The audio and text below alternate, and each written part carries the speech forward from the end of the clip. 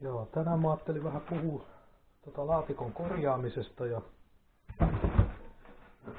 vastaan tämmöisellä alueella, missä on aika paljon tiaisia ja tikkoja, niin tämmöisiä reikiä ne tiaiset tekee. Ja nää olisi tarkoitus korjata, ettei tarvi romuttaa tätä laatikkoa. Ja sitten vastaavasti tikka kun käy siinä pesällä, niin se jättää vähän rajumpaa jälkeä sinne ja tää pitää korjata sitten jo kaksivaiheisesti, että on niin iso reikä. Tässä mulla on nyt setappi laatikon korjaamista varten. Ihan peruspylväsporakone alatallan. Mä käänsin 180 astetta tonne ympäri, että mä saan tänne tilaa. Ja tämä on pitänyt löysällä. Sitä on aina helppo käännellä silloin kun vaihtaa laatikon asentoa. Sitten mulla on tämmönen puukorokepala, mihin mä oon laittanut 4 ruuvia, menee tonne reikiin. Ja se pysyy siinä paikallaan, että se ei lähde karkuun. Teränä mä käytän tämmöstä kuppiterää. Ja näitä on niinku 2 kokoa.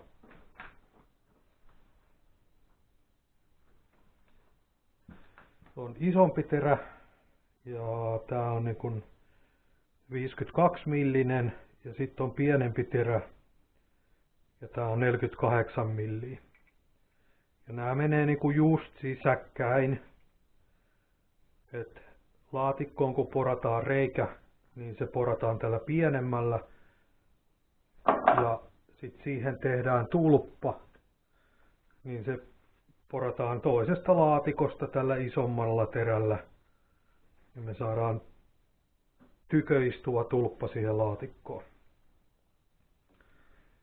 Ja sitten aina olisi hyvä olla pari tämmöistä meisseliä, kun se tulppa saattaa jäädä tänne kiinni sisälle, niin näillä meisseleillä pääsee näistä koloista kampea sen tulpan ulos kohtuu helposti.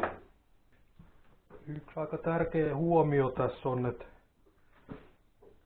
nämä terät on aika lailla samanpaksuisia kuin toi laatikko itsessään.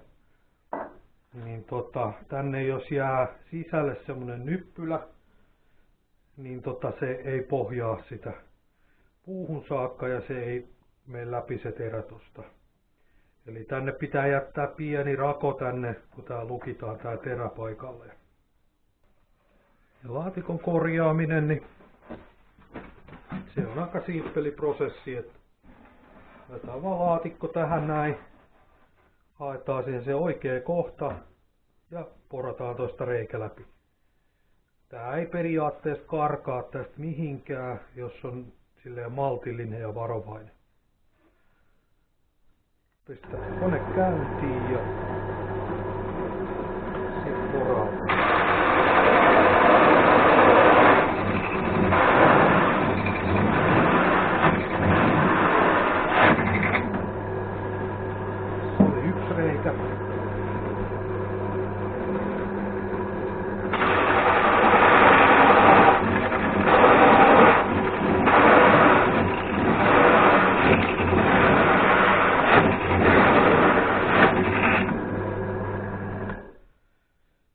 Vähän saa olla varovainen tässä, että tää lämpiää tää terä tästä styroksista, niin se rupeaa sulattaa styroksia. Ja sitten sen jälkeen se jää kiinni ja lopputulos on huono. Niin se kannattaa porata silleen vaiheittain pieninä paloina. Ja mitä paremmin se silppu tulee sieltä ylös, niin sitä vähemmän se kuumenee ja sitä helpompi se on porata.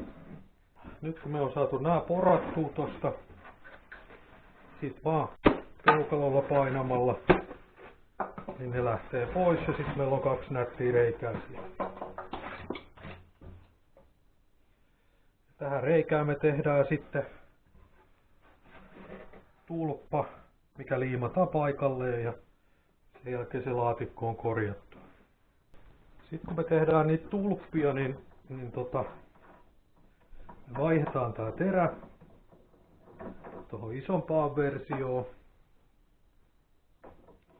Ja tosiaan niin täällä on tää kierre, niin toi kierre pitää saada toi pohja tasan tämän sisäpohjan kanssa. Muuten se ei jaksa porata siitä laatikosta läpi. Sitten me vaan lukitaan siihen. Se, että se vähän hölskyy tossa, niin se ei haittaa mitään. Tässä mulla on sitten materiaalia. Täällä on iso tikkareikä ollut tässä pesässä. Ja tää laatikko on mennyt syystä tai jostain rikki. Niin me käytetään tätä sitten niinku tulppamateriaalina. Ja tuota kohtaa ei kannata porata tulppaa, että se pitää olla niinku tämmönen ehyt kohta. Niin silloin me aloitellaan tosta.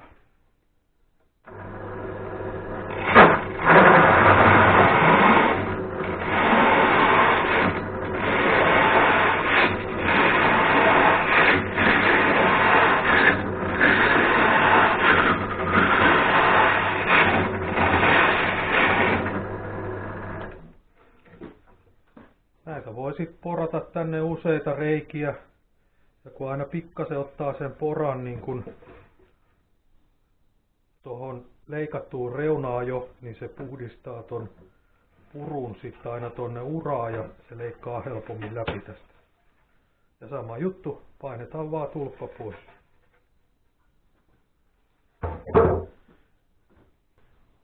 Nyt mulla on vaihdettu takaisin toi pienempi terä.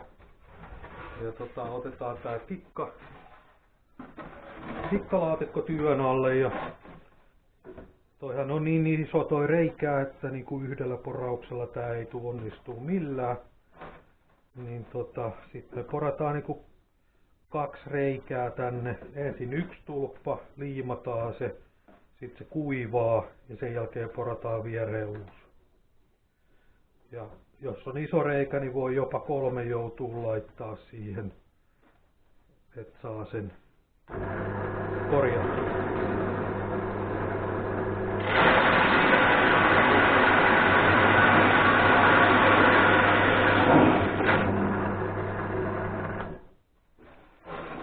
Noin, siinä on nyt ensimmäinen reikä ja tää lähtee liimaukseen ja sitten mä teen seuraavan tohon viereen ja voi olla, että joudun vielä 3 tekemään.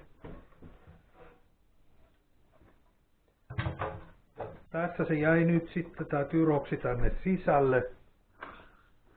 Niin silloin nämä 2 meisseliä tänne koloihin vaan.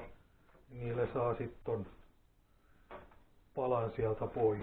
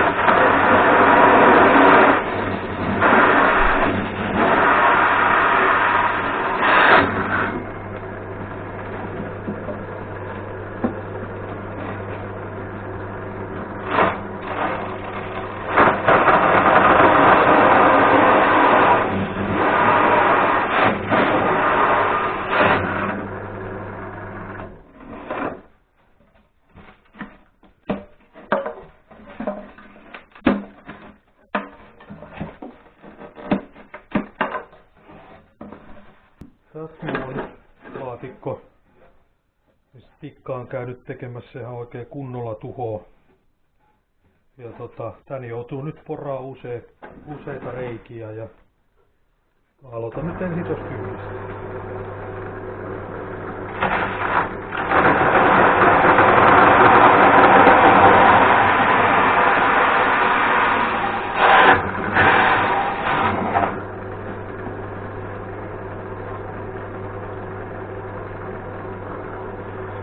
Toinen reikä tänne, niin mä voin 2 tulppaa liimata sinne.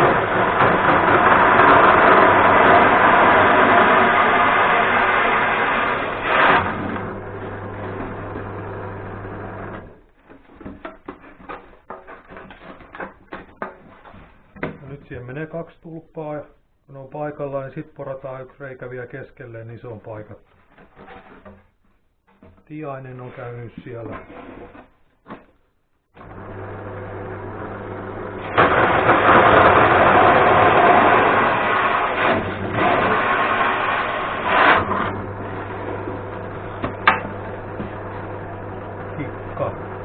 Tiainen.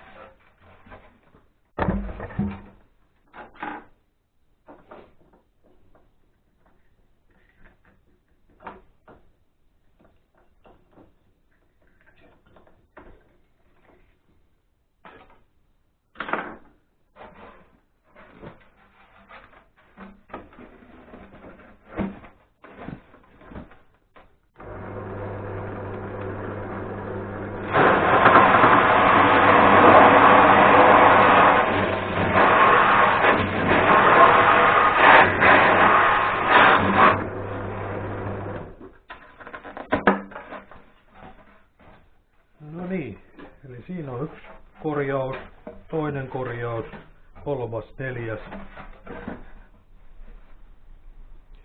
Ja meillä on tiettyjä tarhoja, missä nämä on aina reijitetty joka talven jälkeen. Ja toistaiseksi me ei ole mitään kunnon suojaa sinne keksitty. Et varmaan joku kanaverkko on sitten se meidän viimeinen vaihtoehto. Nyt vaihdettiin tuolta kylmästä tallista lämpöiseen talliin. Voidaan liimata. Liimaukseen mä oon käyttänyt tämmöstä Taskolin uretaaniliimaa. Näillä me liimataan nämä laatikot ja kaikki muu. Vesipohjastakin on käytetty. Kyllä sekin toimii, mutta tää on ehkä parempi, kun se ei liukene veteen. Sitten mulla on tässä näitä tulppia. Tää on matala laatikko tää. Niin jos tähän laittaa korkean tulpan, niin se tulee puolet yli tosta. Toki sen voi sit leikata, jos haluaa. Sitten mä oon tehnyt tämmösiä matalia tulppia kanssa ja joskus käy onni, että väri täsmää. Tällä kertaa ei täsmännyt. Ja liima levitetään vaan ihan tähän rinkula ympärille, tällainen tasainen nauha.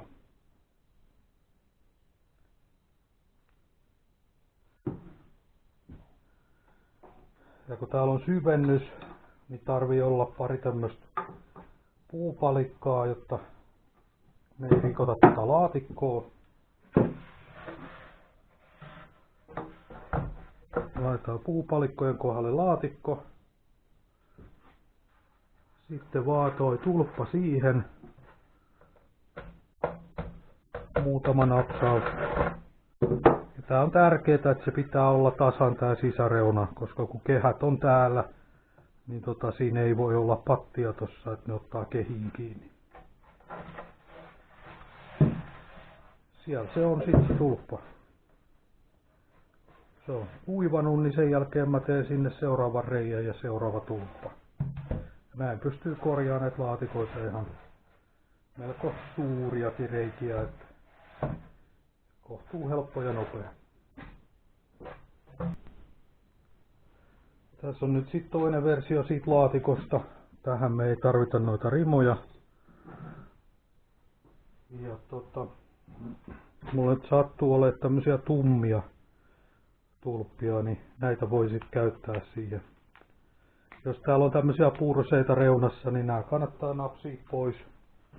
Ne lähtee ihan kääntämällä tästä. Toki ne lähtee tossa sit, kun me lyödään se tulppa paikalleen, niin ne murtuu siinä yhtä lailla. Sama tekniikka.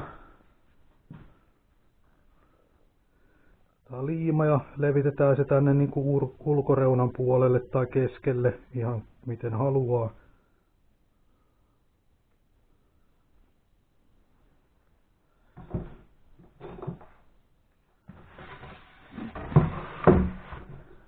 Laatikko siihen pöydälle ja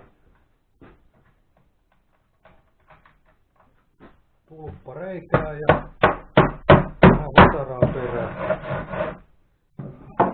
Se on nyt siellä tasan.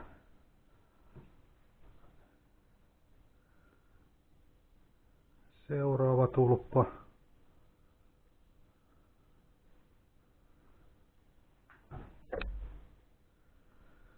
Tuli väärä väri, mutta ei se haittaa.